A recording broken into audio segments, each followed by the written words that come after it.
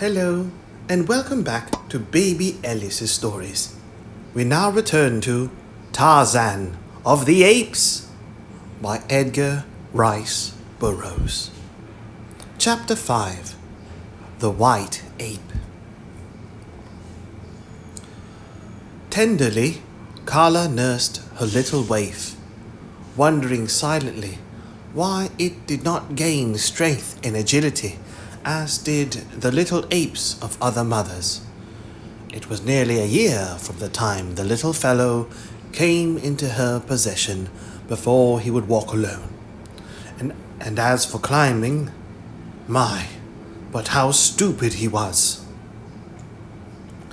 Carla sometimes talked with the older females about her young hopeful, but none of them could understand how a child could be so slow and backward in learning to care for itself. Why, it could not even find food alone, and more than 12 moons had passed since Carla had come upon it.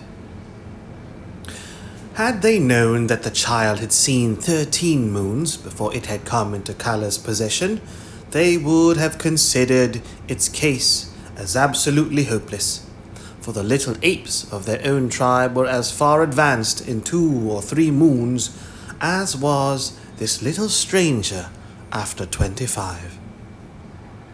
Tublat, Carla's husband, was sorely vexed, and but for the female's careful watching, would have put the child out of the way. "He will never be a great ape," he argued. "Always will you have to carry him and protect him. What good will he be to the tribe? None, only a burden. Let us leave him quietly sleeping among the tall grasses, that you may bear another and stronger apes to guard us in our old age." "Never, broken nose," replied Carla. "If I must carry him forever, so be it."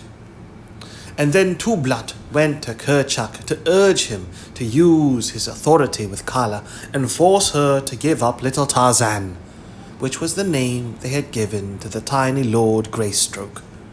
Tiny Lord Greystoke, and which meant white skin. But when Kerchak spoke to her about it, Carla threatened to run away from the tribe if they did not leave her in peace with the child. And as this is one of the inalienable rights of the jungle folk, if they be dissatisfied among their own people, they bothered her no more. For Carla was a fine, clean-limbed young female, and they did not wish to lose her. As Tarzan grew, he made more rapid strides, so that by the time he was 10 years old, he was an excellent climber, and on the ground could do many wonderful things which were beyond the powers of his little brothers and sisters. In many ways did he differ from them, and they often marveled at his superior cunning, but in strength and size he was deficient. For at 10, the great anthropods were fully grown, some of them towering over 6 feet in height, while little Tarzan was still but a half-grown boy. Yet such a boy!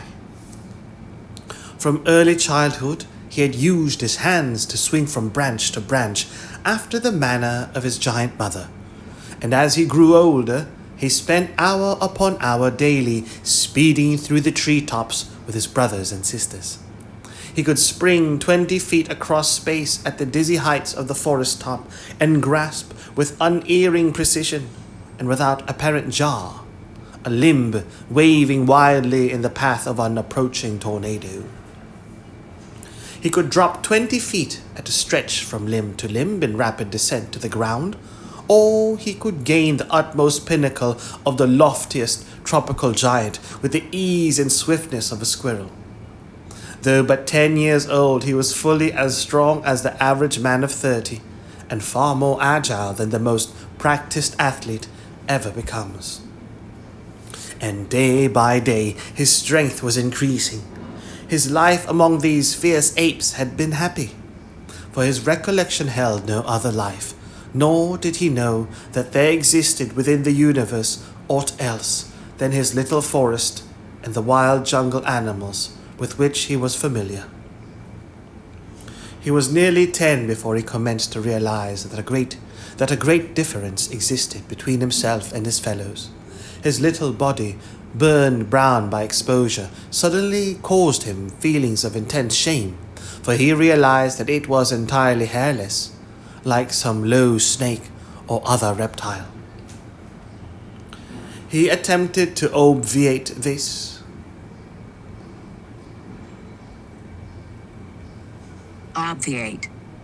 Obviate. Remove a need or difficulty. Obviate. Preclude. He attempted to obviate this by plastering himself from head to foot with mud, but this dried and fell off. Besides, it felt so uncomfortable that he quickly decided that he preferred the shame to the discomfort. In the higher land which his tribe frequented was a little lake, and it was here that Tarzan first saw his face in the clear, still waters of its bosom. It was on a sultry day of the dry season that he and one of his cousins had gone down to the bank to drink. As they leaned over, both little faces were mirrored on the placid pool. The fierce and terrible features of the ape, beside those of the aristocratic scion of an old English house. Tarzan was appalled. It had been bad enough to be hairless, but to own such a countenance. He wondered that the other apes could look at him at all. That tiny slit of a mouth and those puny white teeth, how they looked beside the mighty lips and powerful fangs of his more fortunate brothers. And the little pinched nose of his, so thin was it that it looked half-starved. He turned red as he compared it with the beautiful broad nostrils of his companion.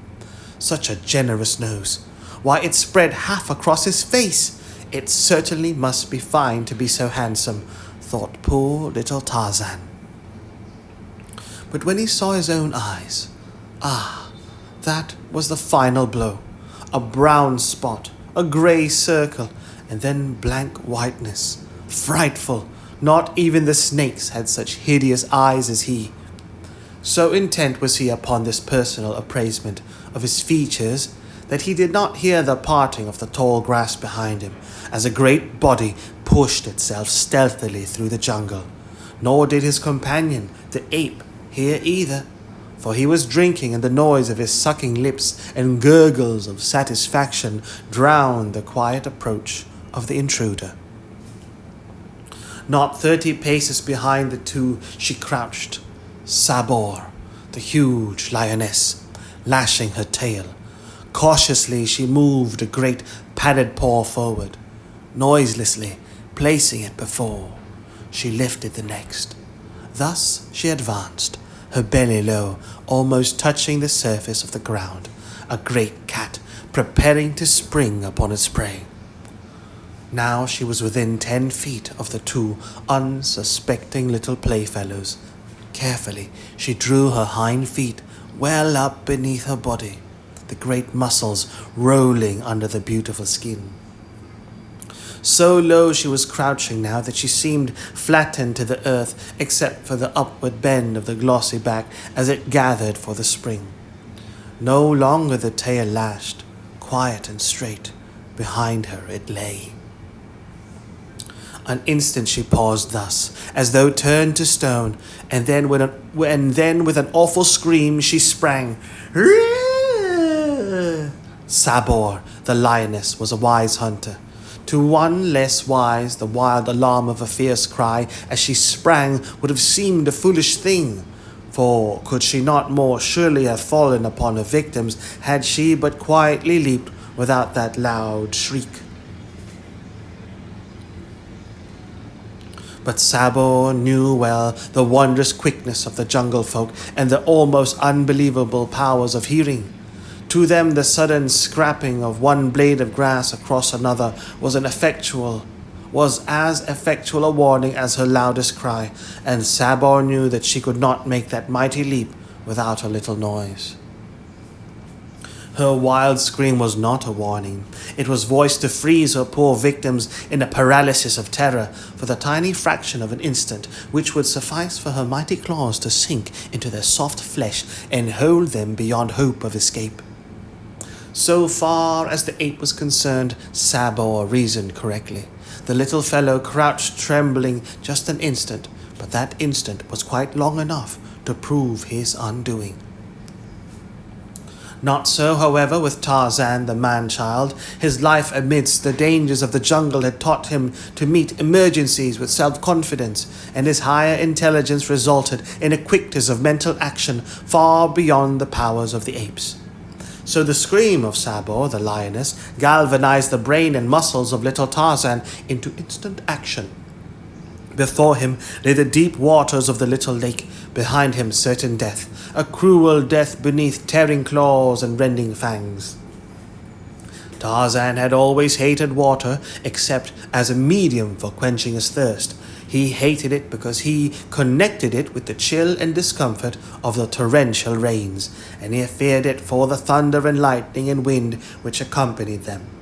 The deep waters of the lake he had been taught by his wild mother to avoid, and further he had not seen little Nita sink beneath its quiet surface.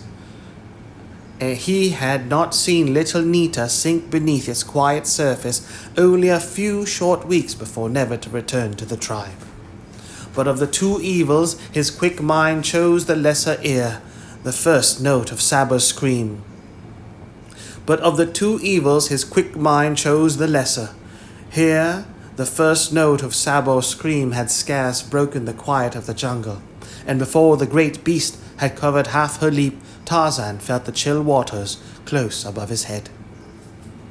He could not swim, and the water was very deep, but still he lost no particle of that self-confidence and resourcefulness which were the badges of his superior being. Rapidly, he moved his hands and feet in an attempt to scramble upward, and possibly more by chance than design, he fell into the stroke that a dog uses when swimming, so that within a few seconds his nose was above water, and he found that he could keep it there by continuing his strokes, and also make good progress through the water. He was much surprised and pleased with this new acquirement which had been so suddenly thrust upon him, but he had no time for thinking much upon it. He was now swimming parallel to the bank, and there he saw the cruel beast that would have seized him, crouching upon the still form of his little playmate. The lioness was intently watching Tarzan, evidently expecting him to return to shore, but this the boy had no intention of doing. Instead, he raised his voice in call of distress common to his tribe, adding to it the warning which would prevent would-be rescuers from running into the clutches of Sabor. Almost immediately there came an answer from the distance, and presently 40 or 50 great apes swung rapidly and majestically through the trees towards the scene of tragedy. In the lead was Kala, for she had recognized the tones of her best beloved, and with her was the mother of the little ape who lay dead beneath cruel Sabor. Though more powerful and better equipped for fighting than the apes, the lioness had no desire to meet these enraged adults, and with a snarl of hatred, she sprang quickly into the bush and disappeared. Tarzan now swam to shore and clambered quickly upon dry land. The feeling of freshness and exhilaration which the cool waters had imparted to him filled his little being with grateful surprise, and ever after he lost no opportunity to take a daily plunge in lake or stream or ocean when it was possible to do so.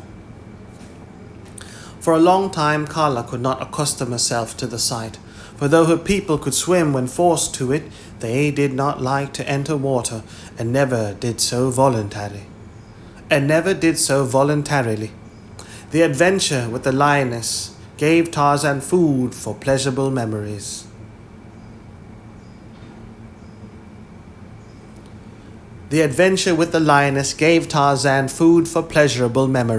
For it was such affairs which broke the monotony the monotony of his daily life, otherwise but a dull round of searching for food, eating, and sleeping.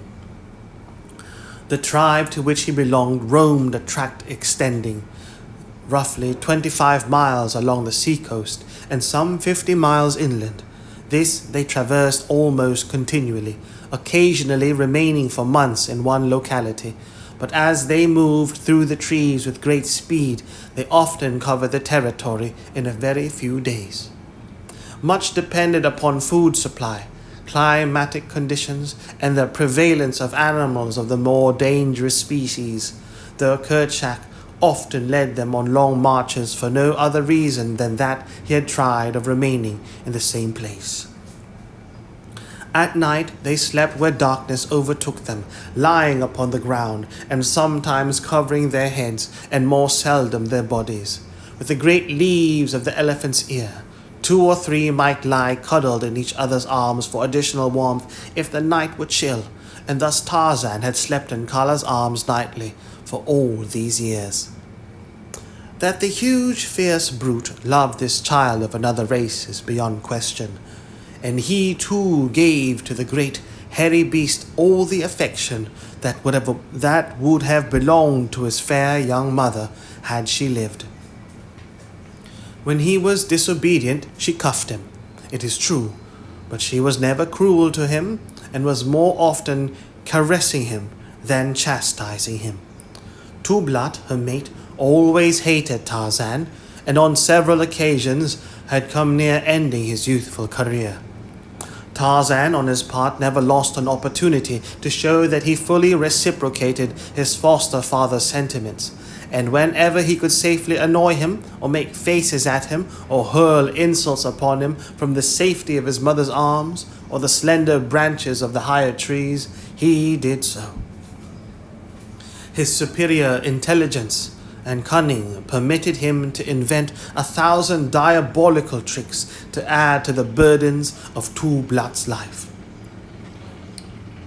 Early in his boyhood, he had learned to form ropes by twisting and tying long grasses together, and with these he was forever tripping Tublat or attempting to hang him from some overhanging branch. By constant playing and experimenting with these, he learned to tie rude knots and make sliding nooses, and with these he and the younger apes amused themselves. What Tarzan did they tried to do also, but he alone originated and became proficient. One day, while playing thus, Tarzan had thrown his rope at one of his fleeing companions, retaining the other end in his grasp. By accident, the noose fell squarely about the running ape's neck, bringing him to a sudden and surprising halt. Ah, here was a new game, a fine game, thought Tarzan, and immediately he attempted to repeat the trick, and thus, by painstaking and continued practice, he learned the art of roping. Now indeed was the life of Tublat a living nightmare. In sleep, upon the march, night or day, he never knew when that quiet noose would slip about his neck and nearly choke the life out of him. Kala punished, Tublat swore dire vengeance, and old Kerchak took notice and warned and threatened, but all to no avail. Tarzan defied them all, and the thin, strong noose continued to settle about Tublat's neck whenever he least expected it. The other apes derived unlimited amusement from Tublat's discomfiture, for Broken Nose was a disagreeable old fellow whom no one liked anyway. In Tarzan's clever little mind, many thoughts revolved, and back of these was his divine power of reason. If he could catch his fellow apes with his long arm of many grasses, why not Sabor the lioness? It was the germ of a thought, which, however, was destined to mull around in his conscious and subconscious mind until it resulted in magnificent achievement. But that came in later years. Chapter 6. Jungle Battles. The wanderings of the tribe brought them often near the closed and silent cabin by the little landlocked harbor. To Tarzan, this was always a source of never-ending mystery and pleasure. He would peek into the curtained windows, or climbing upon the roof, peer down the black depths of the chimney, in vain endeavour to solve the unknown wonders that lay within those strong walls. His childlike imagination pictured wonderful creatures within, and the very impossibility of forcing entrance added 1,000-fold to his desire to do so. He could clamber about the roof and windows for hours, attempting to discover means of ingress. But to the door he paid little attention, for this was apparently as solid as the walls. It was in the next visit to the vicinity, following the adventure with old Sabor, that as he approached the cabin, Tarzan noticed that from a distance the door appeared to be an independent part of the wall in which it was set, and for the first time it occurred to him that this might prove the means of entrance which had so long eluded him. He was alone, as was often the case when he visited the cabin, for the apes had no love for it. The story of the thunderstick, having lost nothing in the telling during these 10 years, had quite surrounded the white man's deserted abode with an atmosphere of weirdness and terror for the simians. The story of his own connection with the cabin had never been told him. The language of the apes had so few words that they could talk but little of what they had seen in the cabin, having no words to accurately describe either the strange people or their belongings, and so, long before Tarzan was old enough to understand, the subject had been forgotten by the tribe. Only in a dim, vague way had Kala explained to him that his father had been a strange white ape, but he did not know that Kala was not his own mother. On this day, then, he went directly to the door and spent hours examining it and fussing with the hinges, the knob, and the latch. Finally, he stumbled upon the right combination, and the door swung creakily open before his astonished eyes.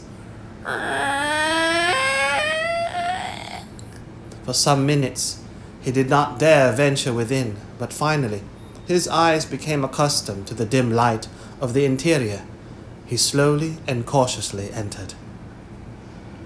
In the middle of the floor lay a skeleton, every vestige of flesh gone from the bones, to which still clung the mildewed and mouldered remnants of what had once been clothing. Upon the bed lay a similar gruesome thing, but smaller, while in a tiny cradle nearby was a third, a wee mite of a skeleton. To none of these evidences of a fearful tragedy of a long dead day did little Tarzan give but passing heed. His wild jungle life had inured him to the sight of dead and dying animals, and had he known that he was looking upon the remnants, the remains of his own father and mother, he would have been no more greatly moved. The furnishings and other contents of the room it was which riveted his attention. He examined many things minutely, strange tools and weapons, books, paper, clothing, what little had withstood the ravages of time in the humid atmosphere of the jungle coast. He opened chests and cupboards, such as did not baffle his small experience, and in these he found the contents much better preserved. Among other things, he found a sharp hunting knife, on the keen blade of which he immediately proceeded to cut his finger. Undaunted, he continued his experiments, finding that he could hack and hew splinters of wood from the table and chair with his new toy. For a long time this amused him, but finally, tiring, he continued his explorations. In a cupboard filled with books, he came across one with brightly colored pictures. It was a child's illustrated alphabet. A is for archer, who shoots with a bow. B is for boy. His first name is Joe. The pictures interested him greatly. There were many apes with faces similar to his own. The further over in the book he found, under M, some little monkeys, such as he saw daily flitting through the trees of his primeval forest. But nowhere was pictured any of his own people. In all the book was none that resembled Kerchak, or Tublat, or Kala. At first he tried to pick the little figures from the leaves, but he soon saw that they were not real, though he knew not what they might be, nor had he any words to describe them.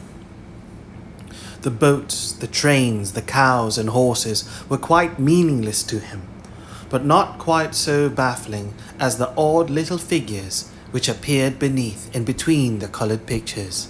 Some strange kind of bug, he thought they might be, for many of them had legs, though nowhere he could find one with eyes and mouth. It was his first introduction to the letters of the alphabet, and he was over 10 years old. Of course, he had never before seen print or ever had spoken with any living thing which had the remotest idea that such a thing as a written language existed, nor even had he seen anyone reading. So what wonder that the little boy was quite at a loss to guess the meaning of these strange figures. Near the middle of the book he found his old enemy, Sabor, the lioness, and further on coiled Histar, the snake. Oh, it was most engrossing. Never before in all his 10 years had he enjoyed anything so much. So absorbed was he that he did not note the approaching dusk until it was quite upon him and the figures were blurred. He put the book back in the cupboard and closed the door, for he did not wish anyone else to find and destroy his treasure. And as he went out into the gathering darkness, he closed the great door of the cabin behind him as it had been before he discovered the secret of its lock. But before he left, he had noticed the hunting knife lying where he had thrown it upon the floor, and this he picked up and took with him to show his fellows. He had taken scarce a dozen steps toward the jungle when a great form rose up before him from the shadows of a low bush. At first he thought it was one of his own people, but in another instant he realized that it was Bolgani, the huge gorilla. So close was he that there was no chance for flight, and little Tarzan knew that he must stand and fight for his life, for these great beasts were the deadly enemies of his tribe, and neither one nor the other ever asked or gave quarter. Had Tarzan been a full-grown bull ape of the species of his tribe, he would have been more than a match for the gorilla. But being only a little English boy, though enormously muscular for such, he stood no chance against his cruel antagonist.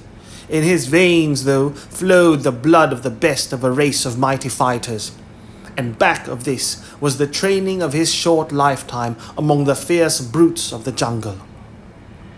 He knew no fear as we know it. His little heart beat the faster, but from the excitement and exhilaration of adventure. Had the opportunity presented itself, he would have escaped, but solely because his judgment told him he was no match for the great thing which confronted him. And since reason showed him that successful flight was impossible, he met the gorilla squarely and bravely without a tremor of a single muscle or any sign of panic. In fact, he met the brute midway in its charge, striking its huge body with his closed fists, and as futilely as he had been a fly attacking an elephant. But in one hand he still clutched the knife he had found in the cabin of his father, and as the brute, striking and biting, closed upon him, the boy accidentally turned the point toward the hairy beast. As the knife sank deep into its body, the gorilla shrieked in pain and rage.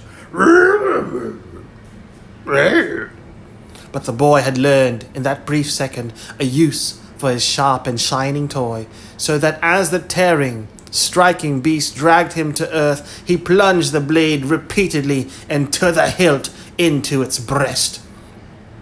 The gorilla, fighting after the manner of its kind, struck terrific blows with its open hand and tore the flesh at the boy's throat and chest with its mighty tusks. For a moment, they rolled upon the ground in the fierce frenzy of combat. More and more weakly, the torn and bleeding arm struck home with the long, sharp blade.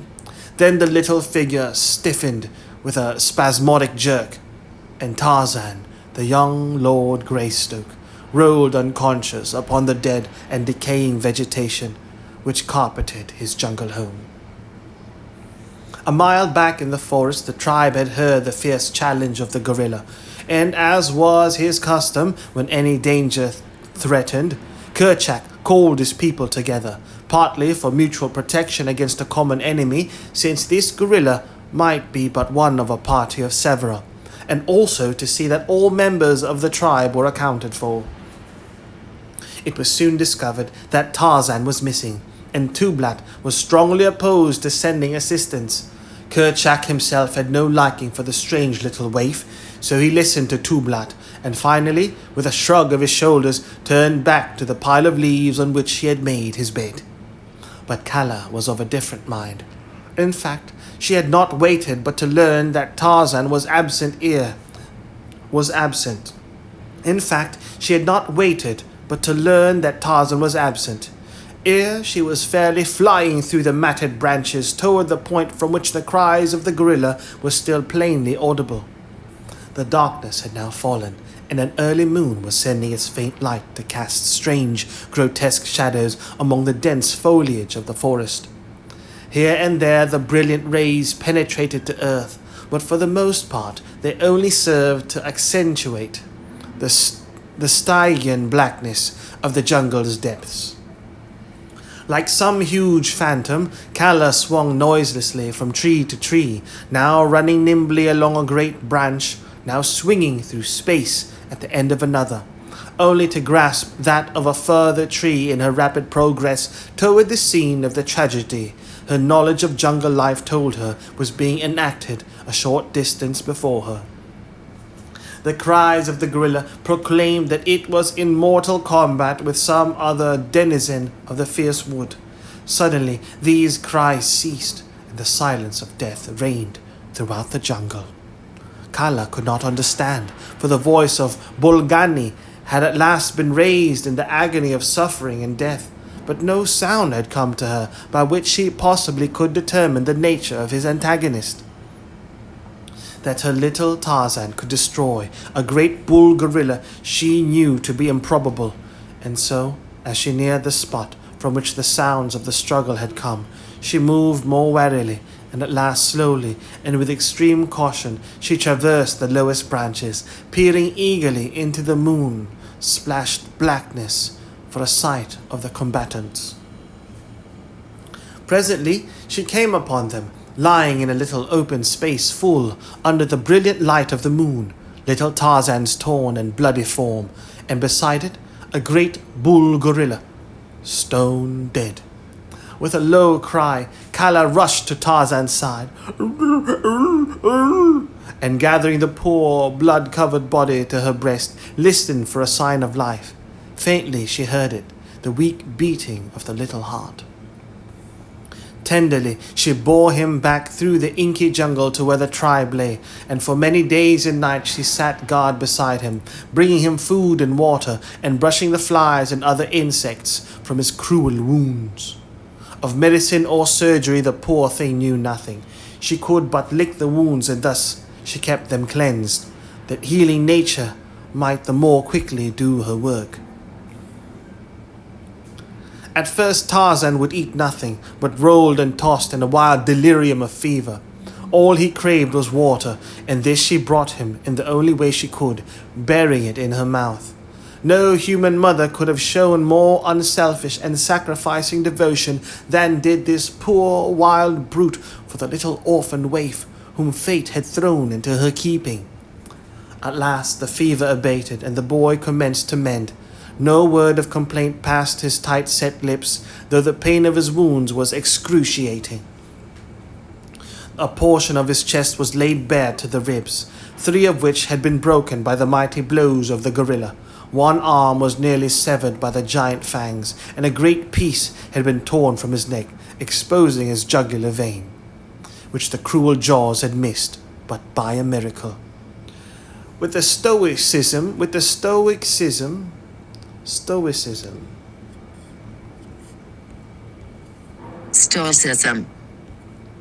Stoicism, the endurance of pain or hardship without the display of feelings and without complaint. Stoicism, patience. With the stoicism of the brutes who had raised him, he endured his suffering quietly, preferring to crawl away from the others and lie huddled in some clump of tall grasses, rather than to show his misery before their eyes. Kala alone he was glad to have with him, but now that he was better, she was gone longer at a time in search of food, for the devoted animal had scarcely eaten enough to support her own life, while Tarzan had been so low, and was in consequence reduced to a mere shadow of her former self. Chapter 7. The Light of Knowledge. After what seemed an eternity to the little sufferer, he was able to walk once more, and from then on his recovery was so rapid that in another month he was as strong and active as ever. During his convalescence,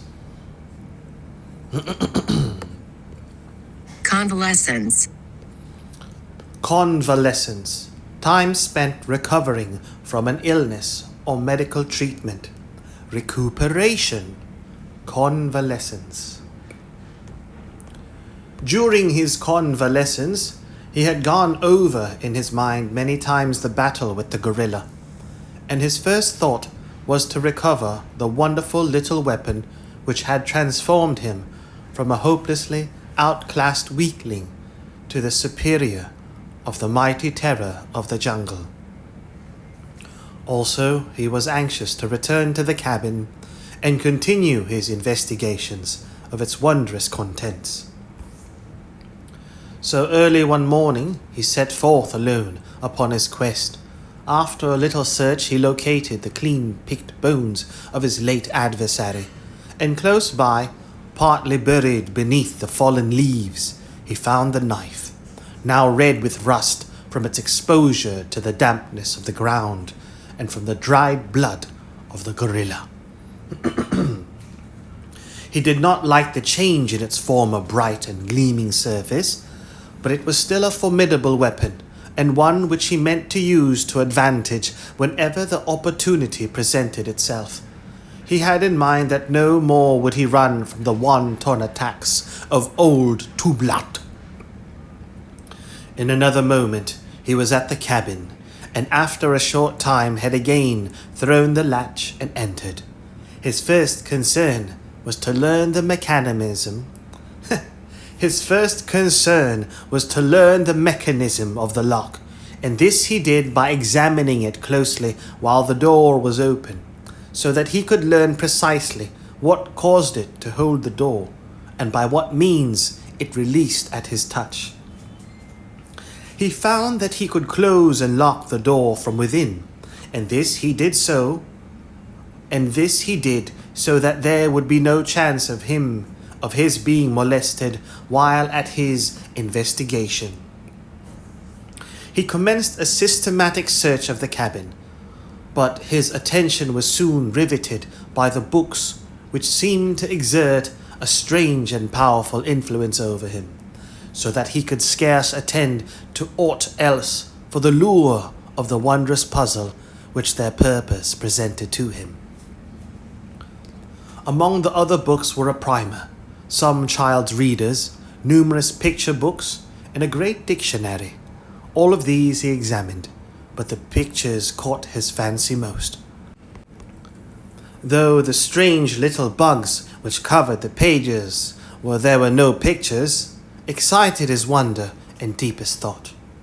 Squatting upon his haunches on the tabletop in the cabin his father had built, his smooth, brown, naked little body bent over the book which rested in his strong, slender hands, and his great shock of long, black hair falling about his well-shaped head and bright, intelligent eyes, Tarzan of the Apes, little primitive man, presented a picture filled at once with pathos and with promise, an allegorical figure of the primordial groping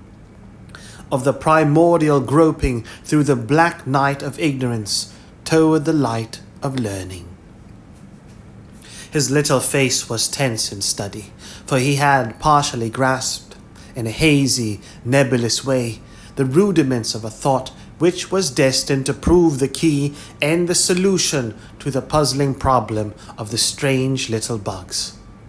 In his hand was a primer opened at a picture of a little ape similar to himself, but covered, except for hands and face, with strange coloured fur, for such he thought the jacket and trousers to be.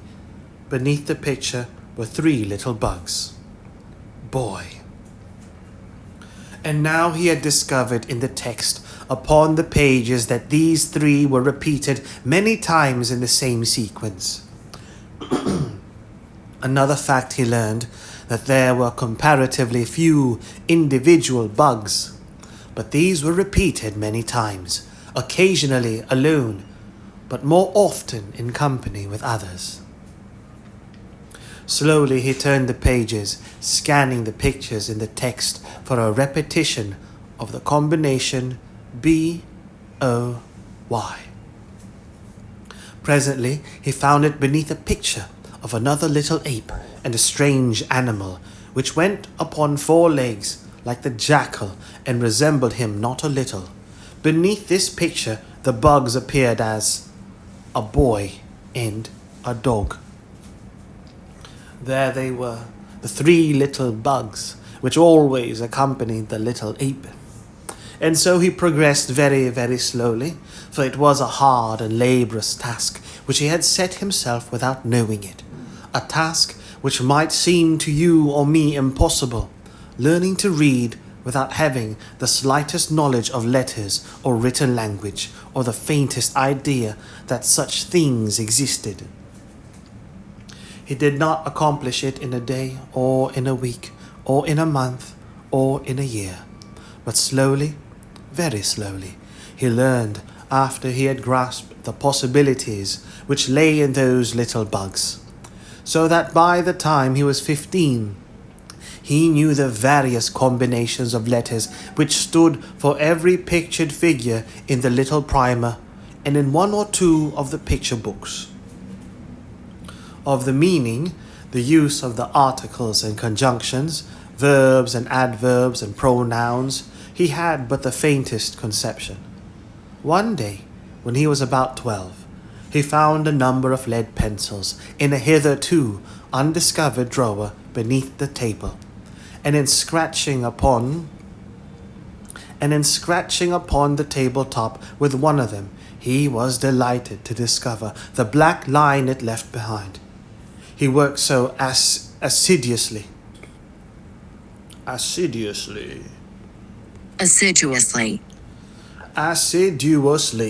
with great care and perseverance.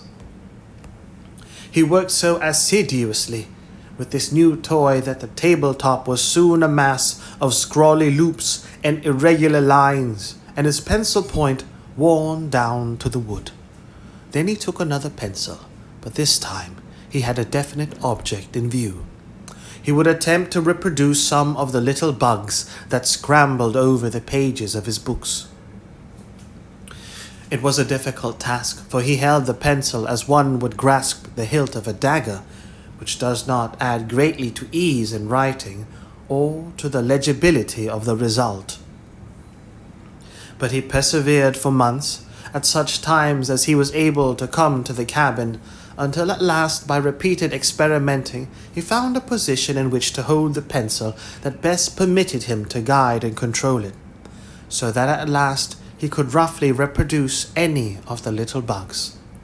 Thus he made a beginning of writing. Copying the bugs taught him another thing, their number, and though he could not count as we understand it, yet he had an idea of quantity, the base of his calculations being the number of fingers upon one of his hands.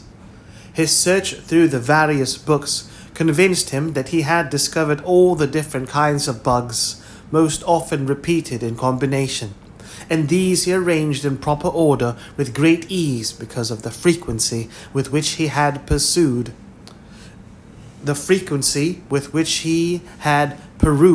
the fascinating alphabet picture book. His education progressed, but his greatest finds were in the inexhaustible storehouse of the huge illustrated dictionary, for he learned more through the medium of pictures than text, even after he had grasped the significance of the bugs. When he discovered the arrangement of words in alphabetical order, he delighted in searching for and finding the combinations with which he was familiar, and the words which followed them. Their definitions led him still further into the mazes of erudition. Erudition. Erudition, the quality of having or showing great knowledge or learning, scholarship. Erudition, learning. By the time he was 17, he had learned to read the simple child's primer and had fully realized the true and wonderful purpose of the little bugs.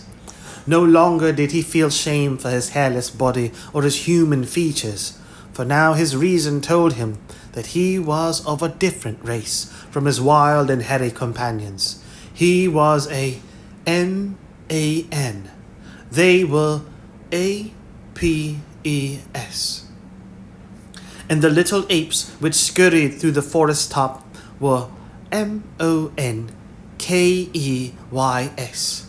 He knew too that old Sabor was a L-I-O-N-E-S-S, and Hista a S-N-A-K-E, and Tantor an E-L-E-P-H-A-N-T.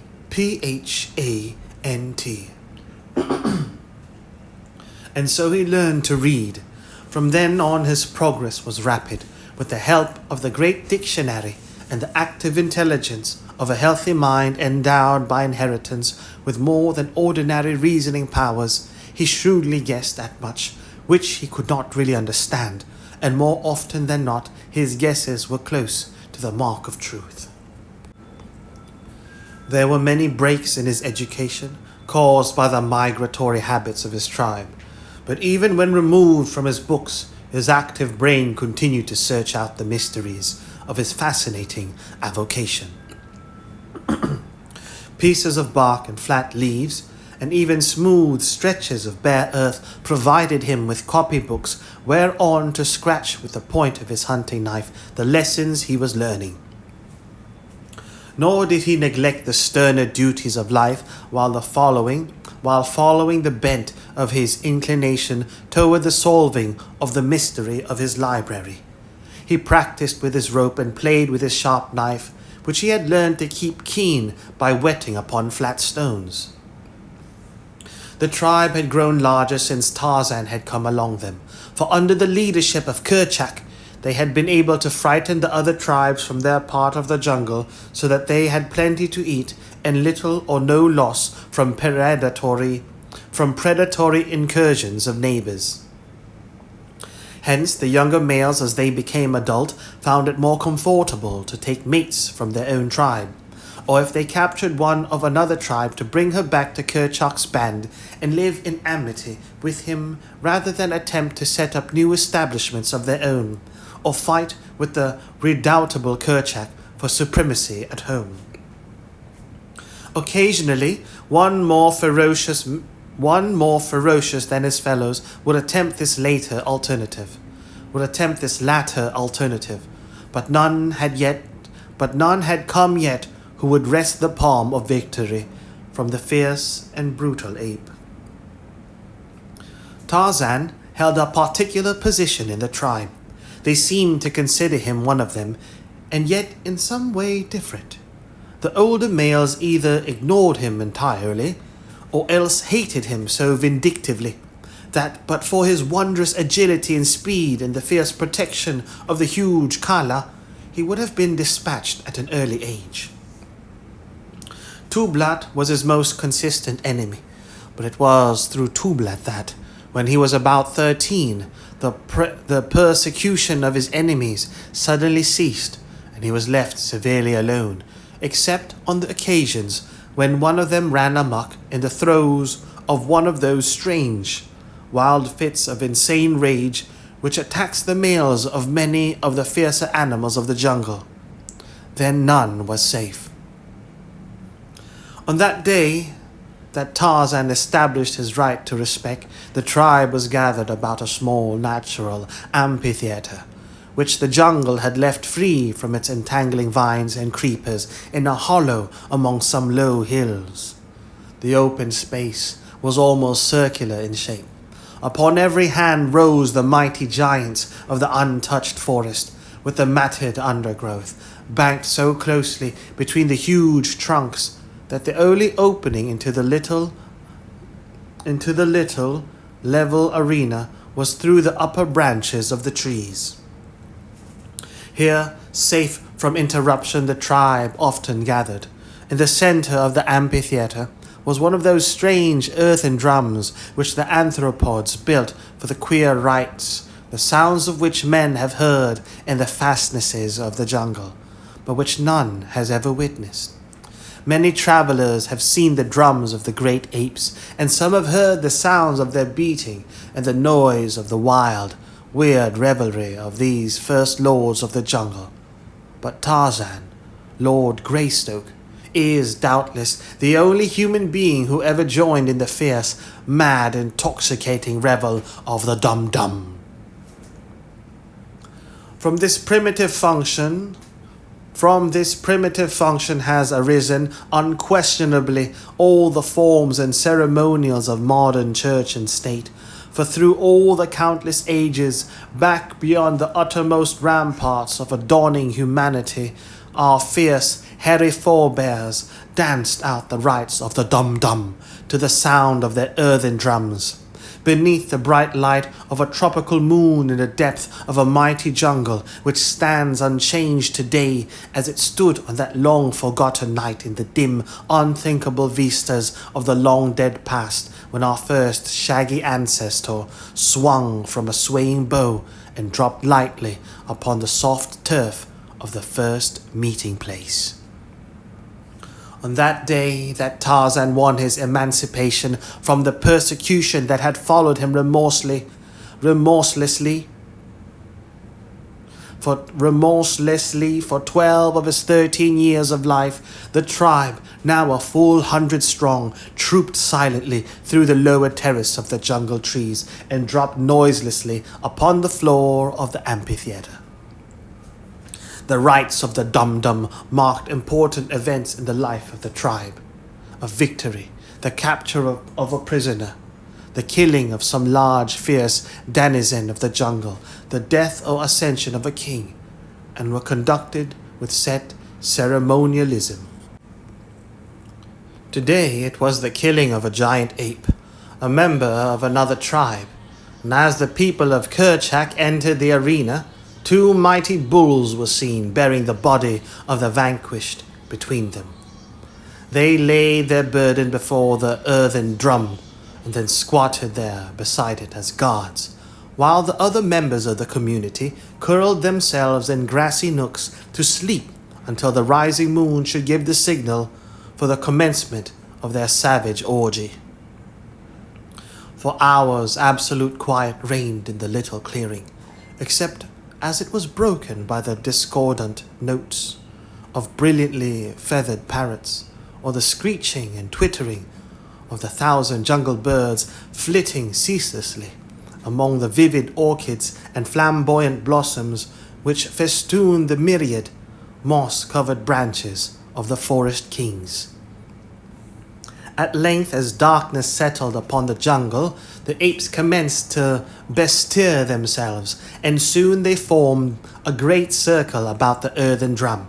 The females and young squatted in a thin line at the outer periphery of the circle, while just in front of them ranged the adult males. Before the drum sat 3 old females, each armed with a knotted branch 15 or 18 inches in length. Slowly and softly they began tapping upon the resounding surface of the drum as the first faint rays of the ascending moon silvered the encircling treetops. As the light in the amphitheater increased, the females augmented the frequency and force of their blows until presently a wild, rhythmic din pervaded the great jungle for miles in every direction. Huge, fierce brutes stomped in their hunting, with up-perked ears and raised heads, to listen to the dull booming that betokened the dum-dum of the apes. Occasionally, one would raise his shrill scream or thunderous roar in answering challenge to the savage din of the anthropods. But no one came near to investigate or attack, for the great apes assembled in all the power of their numbers filled the breasts of their jungle neighbors with deep respect. As the din of the drum rose to almost deafening volume, Kerchak sprang into the open space between the squatting males and the drummers. Standing erect, he threw his head far back, and looking full into the eye of the rising moon, he beat upon his breast with his great hairy paws, and emitted his fearful roaring shriek. Once, twice, thrice, that terrifying cry rang out across the teeming solitude of that unspeakably quick, yet unthinkably dead world. Then, crouching, Kerchak slunk noiselessly around the open circle, veering far away from the dead body lying before the altar drum. But, as he passed, keeping his little, fierce, wicked, red eyes upon the corpse. Another male then sprang into the arena, and repeating the horrid cries of his king, followed stealthily in his wake. Another and another followed in quick succession until the jungle reverberated with the now almost ceaseless notes of their blood-thirsty screams. It was the challenge and the hunt. When all the adult males had joined in the thin line of circling dancers, the attack commenced. Kerchak, seizing a huge club from the pile which lay at hand for the purpose, rushed ferociously upon the dead ape, dealing the corpse a terrific blow, at the same time emitting the growls and snarls of combat. The din of the drum was now increased, as well as the frequency of the blows, and the warriors, as each approached the victim of the hunt and delivered his bludgeon blow, joined in the mad whirl of the dance of death. Tarzan was one of the wild, leaping horde. His brown, sweat-streaked, muscular body, glistening in the moonlight, shone supple and graceful among the uncouth, awkward, hairy brutes about him. None was more stealthily in the mimic hunt, none more ferocious than he in the wild ferocity of the attack, none who leaped so high into the air in the dance of death. As the noise and rapidity of the drum beats increased, the dancers apparently became intoxicated with the wild rhythm and the savage yells. Their leaps and bounds increased, their bared fangs dripped saliva, and their lips and breasts were flecked with foam. For half an hour the weird dance went on, until at a sign from Kerchak the noise of the drums ceased, the female drummers scampering hurriedly through the line of dancers toward the outer rim of squatting spectators. Then, as one, the males rushed headlong upon the thing which their terrific blows had reduced to a mass of hairy pulp.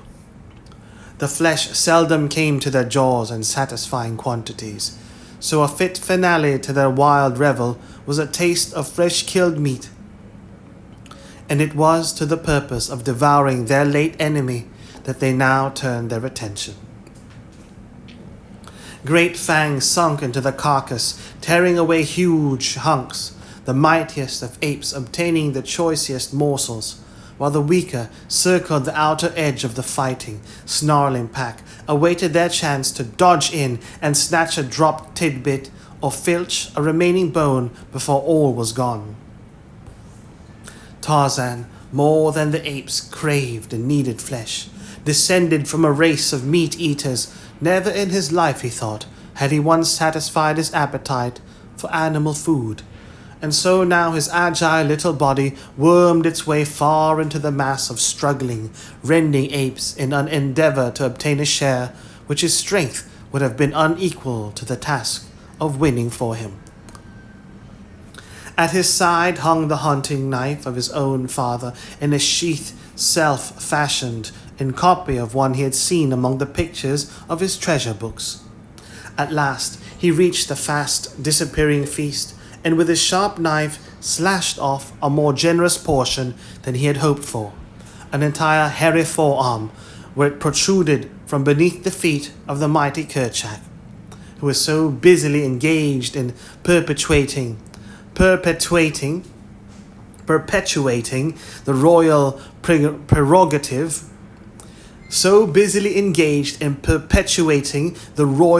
prerogative, of gluttony, that he failed to note the act of lèse majesté.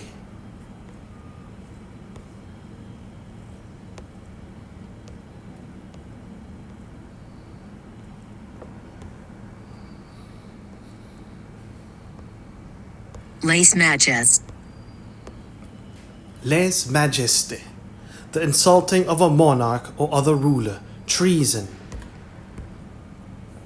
So little Tarzan wriggled out from beneath the struggling mass, clutching his grisly prize close to his breast. Among those circling futilely the outskirts of the banqueters was old Tublat.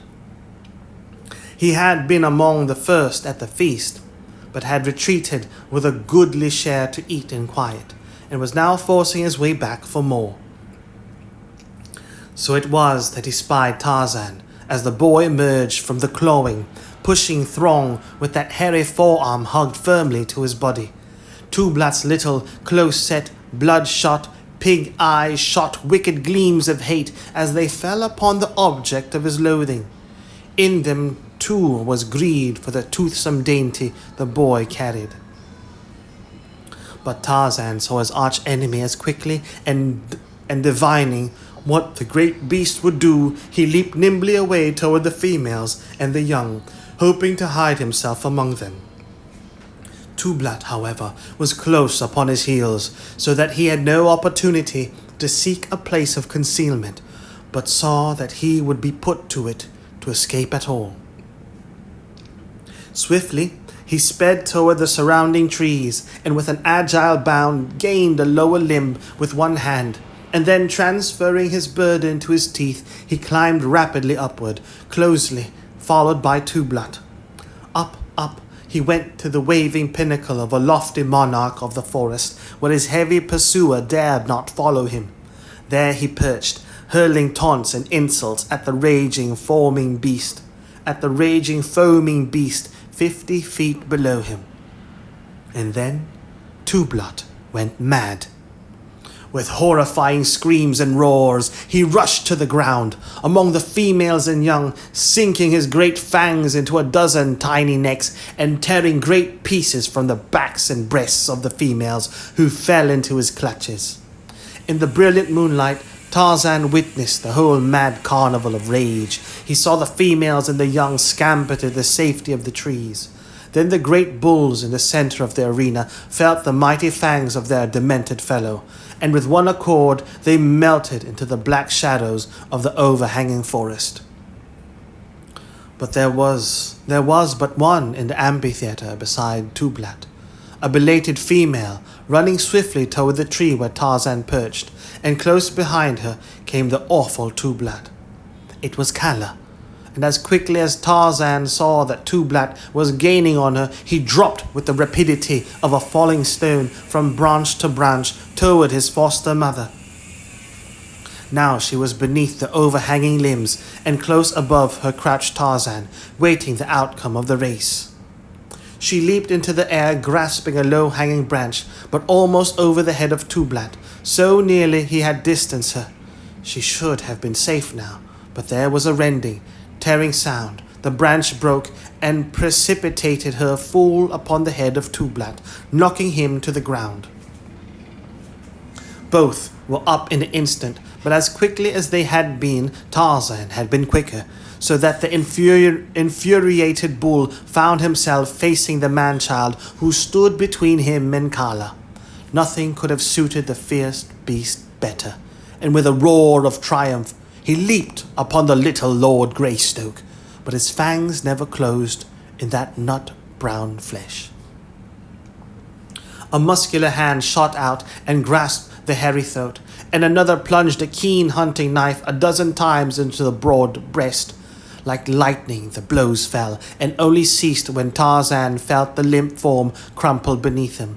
As the body rolled to the ground, Tarzan of the Apes placed his foot upon the neck of his lifelong enemy, and raising his eyes to the full moon, threw back his fierce young head and voiced the wild and terrible cry of his people.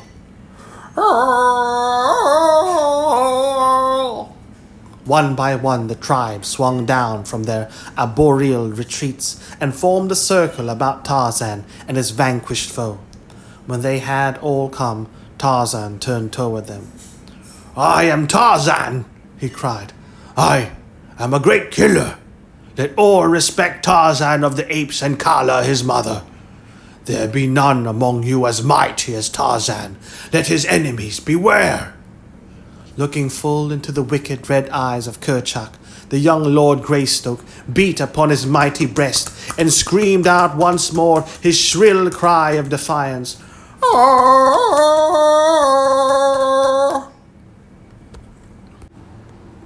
Chapter 8. The Tree-Top Hunter. The morning after the Dum-Dum, the tribe started slowly back through the forest toward the coast. The body of Tublat lay where it had fallen, for the people of Kerchak do not eat their own dead. The march was but a leisurely search for food. Cabbage palm and grey plume, pisang and skitamine they found in abundance, with wild pineapple and occasionally small mammals, birds, eggs, reptiles, and insects. The nuts they cracked between their powerful jaws, or, if too hard, broke by pounding between stones. Once old Sabor, crossing their path, sent them scurrying to the safety of the higher branches, for if she respected their number and their sharp fangs, they, on their part, held her cruel and mighty ferocity in equal esteem. They, on their part, held her cruel and mighty ferocity in equal esteem. Upon a low-hanging branch sat Tarzan, directly above the majestic, supple body as it forged silently through the thick jungle. He hurled a pineapple at the ancient enemy of his people. The great beast stopped, and turning, eyed the taunting figure above her. With an angry lash of her tail, she bared her yellow fangs, curling her great lips in a hideous snarl that wrinkled her bristling snout in serried ridges, and closed her wicked eyes to two narrow slits of rage and hatred. With back-laid ears, she looked straight into the eyes of Tarzan of the Apes and sounded her fierce, shrill challenge. And from the safety of his overhanging limb, the ape child sent back the fearsome answer of his kind. For a moment, the two eyed each other in silence, and then the great cat turned into the jungle, which swallowed her as the ocean engulfs a tossed pebble. But into the mind of Tarzan a great plan sprang. He had killed the fierce Tublat, so was he not therefore a mighty fighter? Now would he track down the crafty Sabor and slay her likewise. He would be a mighty hunter also. At the bottom of his little English heart beat the great desire to cover his nakedness with clothes, for he had learned from his picture books that all men were so covered, while monkeys and apes and every other living thing went naked. Clothes, therefore, must be truly a badge of greatness, the insignia of the superiority of man over all other animals, for surely there could be no other reason for wearing the hideous things. Many moons ago, when he had been much smaller, he had desired the skin of Sabor, the lioness, or Numa, the lion, or Sheeta, the leopard, to cover his hairless body, that he might no longer resemble hideous Hista, the snake. But now he was proud of his sleek skin, for it betokened his descent from a mighty race. And the conflicting desires to go naked in prideful proof of his ancestry, or to conform to the customs of his own kind and wear hideous and uncomfortable apparel, found first one and then the other in the ascendancy. As the tribe continued their slow way through the forest after the passing of Sabor, Tarzan's head was filled with his great scheme for slaying his enemy, and for many days thereafter he thought of little else. On this day, however, he presently had other and more immediate interests to attract his attention. Suddenly it became as midnight. The noises of the jungle ceased. The trees stood motionless, as though in paralyzed expectancy of some great and imminent disaster. All nature waited, but not for long. Faintly, from a distance, came a low, sad moaning. Nearer and nearer it approached, mounting louder and louder in volume. The great trees bent in unison, as though pressed earthward by a mighty hand. Farther and farther toward the ground they inclined, and still there was no sound save the deep and awesome moaning of the wind. Then suddenly the jungle giants whipped back, lashing their mighty tops in angry and deafening protest. A vivid and blinding light flashed from the whirling inky clouds above. The deep cannonade of roaring thunder belched forth its fearsome challenge.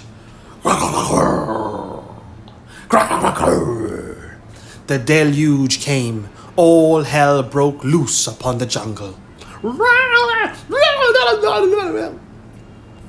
The tribe, shivering from the cold rain, huddled at the bases of great trees. The lightning, darting and flashing through the blackness, showed wildly waving branches, whipping streamers and bending trunks.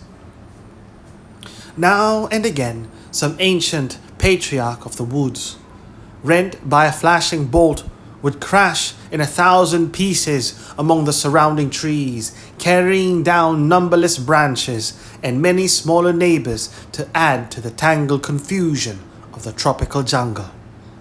Branches, great and small, torn away by the ferocity of the tornado, hurtled through the wildly waving verdure, carrying death and destruction to countless unhappy denizens of the thickly peopled world below.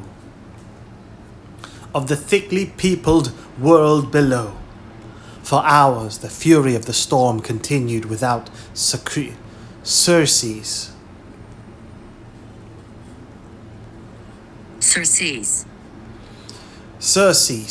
Cessation. For hours the fury of the storm continued without surcease, and still the tribe huddled close in shivering fear, in constant danger from falling trunks and branches, and paralyzed by the vivid flashing of light and the bellowing of thunder, they crouched in pitiful misery until the storm passed. The end was as sudden as the beginning. The wind ceased, the sun shone forth, nature smiled once more.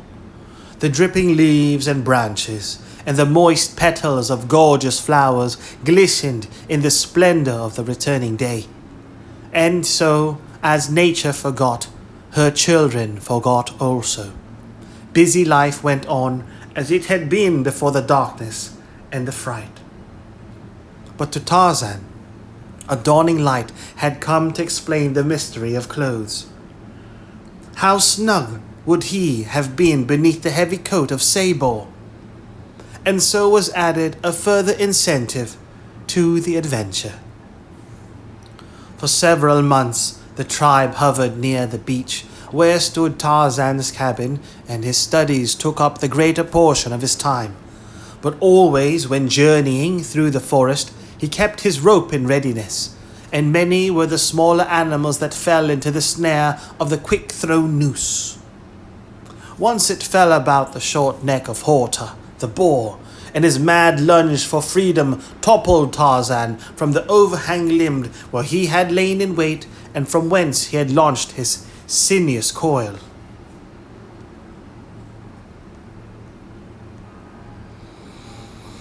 Sinuous. Sinuous, having many curves and turns. Sinuous, winding, lithe. And his mad lunge for freedom toppled Tarzan from the overhang limb where he had lain in wait, and from whence he had launched his sinuous coil.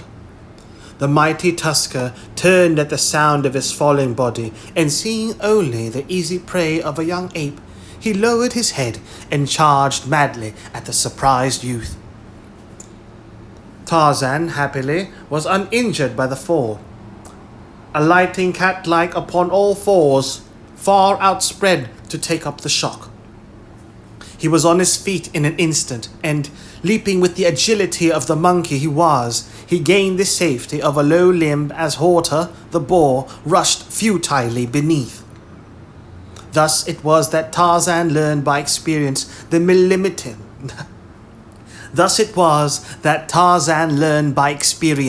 limitations as well as the possibilities of his strange weapon. He lost a long rope on this occasion, but he knew that had it been Sabor who had thus dragged him from his perch, the outcome might have been very different, for he would have lost his life, doubtless, into the bargain. It took him many days to braid a new rope, but when finally it was done, he went forth purposely to hunt, and lie in wait among the dense foliage of a great branch, right above the well-beaten trail that led to water. Several small animals passed unharmed beneath him. He did not want such insignificant game. It would take a strong animal to test the efficacy of his new scheme. At last came she whom Tarzan sought, with lithe sinews rolling beneath shimmering hide. Fat and glossy came Sabor, the lioness. Her great padded feet fell soft and noiseless on the narrow trail. Her head was high in ever-alert attention. Her long tail moved slowly in sinuous and graceful undulations. Nearer and nearer she came to where Tarzan of the Apes crouched upon his limb, the coils of his long rope poised ready in his hand. Like a thing of bronze, motionless as death, sat Tarzan. Sabor passed beneath. One stride beyond she took, a second, a third, and then the silent coil shot out above her. For an instant, the spreading noose hung above her head like a great snake, and then as she looked upward to detect the origin of the swishing sound of the rope, it settled about her neck. With a quick jerk, Tarzan snapped the noose tight about the glossy throat, and then he dropped the rope and clung to his support with both hands. Sabor was trapped. With a bound, the startled beast turned into the jungle, but Tarzan was not to loose another rope through the same cause as the first. He had learned from experience. The lioness had taken but half her second bound when she felt the rope tighten about her neck. Her body turned completely over in the air, and she fell with a heavy crash upon her back. Tarzan had fastened the end of the rope securely to the trunk of a great tree on which he sat.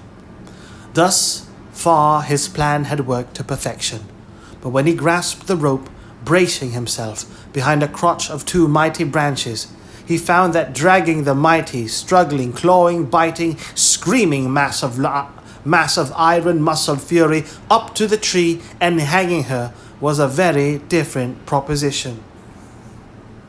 The weight of old Sabor was immense, and when she braced her huge paws, nothing less than Tantor the elephant himself could have budged her. The lioness was now back in the path where she could see the author of the indignity which had been placed upon her. Screaming with rage, she suddenly charged, leaping high into the air toward Tarzan. But when her huge body struck the limb on which Tarzan had been, Tarzan was no longer there. Instead, he perched lightly upon a smaller branch 20 feet above the raging captive. For a moment, Sabor hung half across the branch while Tarzan mocked and hurled twigs and branches at her unprotected face. Presently, the beast dropped to the earth again, and Tarzan came quickly to seize the rope. But Sabor had now found that it was only a slender cord that held her, and grasping it in her huge jaws, severed it before Tarzan could tighten the strangling noose a second time. Tarzan was much hurt. His well-laid plan had come to naught, so he sat there screaming at the roaring creature beneath him and making mocking grimaces at it. Sabor paced back and forth beneath the tree for hours.